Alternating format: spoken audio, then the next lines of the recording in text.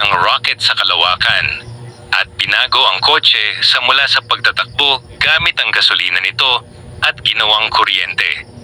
Pero paano nga ba siya nagsimula, yumaman at nagtagumpay? Sa video na to, aalamin natin ang 10 aral mula sa buhay niya. Isang taong naging kauna-unahang trilyonaryo sa kasaysayan ng mundo. Ang mga aral na ito ay pwede mong gamitin kahit nasa sari-sari store ka, OFW ka, o nagsisimula pa lang sa negosyo. Isuot na ang iyong earphone o headset at kung handa ka na, simulan na natin. Aral number 1, gamitin ang first principles thinking at huwag sundin ang nakasanayan. Alam mo ba kung bakit naging matagumpay si Elon Musk sa paggawa ng mga space rocket kahit wala siyang formal na kurso sa aerospace engineering? Nung nagsisimula pa lang siya sa SpaceX, nagulat siya kung gaano kamahal ang bumili ng isang handang rocket mula sa Russia o Amerika na umaabot ng $65 milyong bawat isa. Sa halip na sumuko at tanggapin na para lang sa mayayaman ang industriyang ito, ginamit niya ang tinatawag na physics method kung saan binaklas niya ang problema hanggang sa pinakamaliit na katotohanan. Tiningnan niya kung magkano ba talaga ang halaga ng mga hilaw na materyales tulad ng aerospace-grade aluminum alloys, titanium, copper, at carbon fiber sa bukas na merkado. Nagulat siya nang madiskubring 2% lang ng kabuuang presyo ng rocket ang aktwal na halaga ng mga materyales na ito. Kaya naisip niya na ang natitirang 78% ay napupunta lang sa middlemen, burokrasya, at lumang sistema ng paggawa.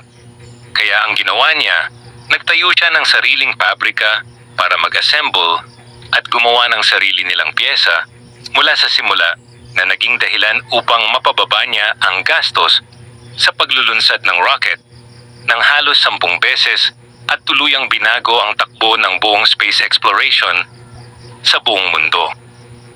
Mga ka-daily, kung ilalapat natin itong first principles thinking sa buhay ng ordinaryong Pilipino, ito yung ugali na hindi ka basta-basta sumusunod sa kung ano ang uso o kung ano ang nakasanayan ng mga tao sa paligid mo. Halimbawa na lang, kung magtatayo ka ng maliit na negosyo tulad ng milk tea shop o kaya ay online ukay-ukay, ang karaniwang ginagawa ng marami ay titingnan kung magkano ang benta ng kapitbahay, tapos gagayahin lang ang diskarte at ibababa ang presyo ng 5 piso para makasungkit ng customer. Pero kapag ginamit mo ang utak ni Elon, hihinto ka muna at itatanong mo sa sarili mo kung bakit nga ba ganoon ang presyo ng supplier mo sa lungsod at kung ano ba talaga ang pinaka-basic na sangkap na binabayaran mo.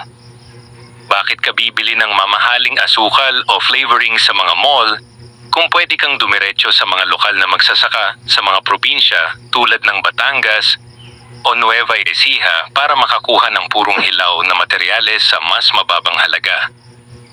Huwag kang maging kopya lang ng kopya dahil kapag bagsak presyo ang naging labanan ninyo, nang walang tamang pagkalkula sa totoong breakdown ng gastos, siguradong malulugi ka lang kapag sumuko na ang iyong maliit na puhunan.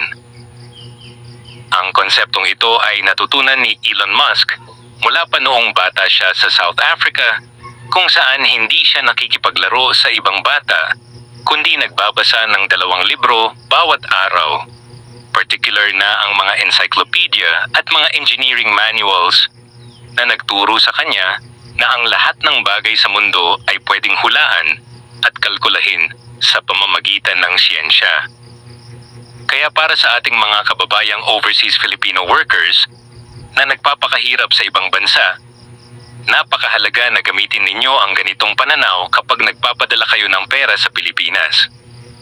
Ang nakasanayan kasi ng karamihan, kapag sumahod sa abroad, diretso remit agad para pambayad sa kuryente, pambili ng bigas, at panghanda sa kaarawan ng pinsan hanggang sa maubos ang pinaghirapan ng walang natitira para sa kinabukasan. Subukan mong i-disassemble ang problema ng pamilya mo sa pamamagitan ng pagtatanong kung bakit nga ba buwan-buwan ay laging kulang ang padala at bakit walang naiipon ang mga naiwan sa bahay. Buuin mo ulit ang sistema ng isyo sa mga kababayan natin at magpalago ng kabuhayan para sa lahat. Sa huli, ang naging bunga ng pagpili ni Elon sa mga mission-driven na tao ay ang pagkakaroon ng isang organisasyon na kayang gumawa ng mga milagro sa loob ng maikling panahon na hindi kayang tapatan ng gobyerno o ng mga matatandang korporasyon. Ang mga tao niya ay hindi nagtatrabaho dahil lang sa takot na masisante o dahil sa bonus, kundi dahil sa matinding pride at pagmamahal sa produktong kanilang binubuo araw-araw. Kaya naman, ka-daily, kung ikaw ay naghahanap ng makakasama sa iyong mga susunod na proyekto o negosyo, huwag kang basta masilaw sa mga titulong nakasulat sa kanilang papel.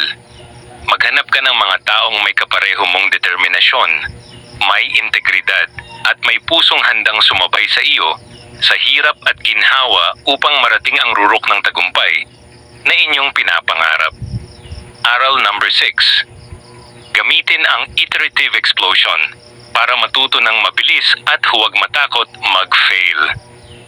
Alam mo ba kung bakit napakabilis umunlad ng teknolohiya ng SpaceX kumpara sa mga tradisyonal na ahensya ng gobyerno sa buong mundo?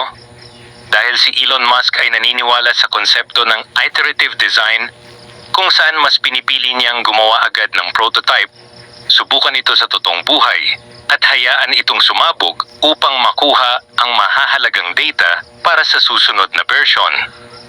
Noong ginagawa nila ang Starship rocket sa Texas, marami silang pinasabog na dambuhalang tangke at prototype sa harap ng buong mundo, na naging dahilan para pagtawanan sila ng maraming kritiko sa television at internet. Pero para kay Elon, ang bawat explosion ay hindi isang kahihiyan, kundi isang tagumpay. Dahil ipinapakita nito kung aling bahagi ng bakal ang mahina at kung anong pressure ang hindi kaya ng makina.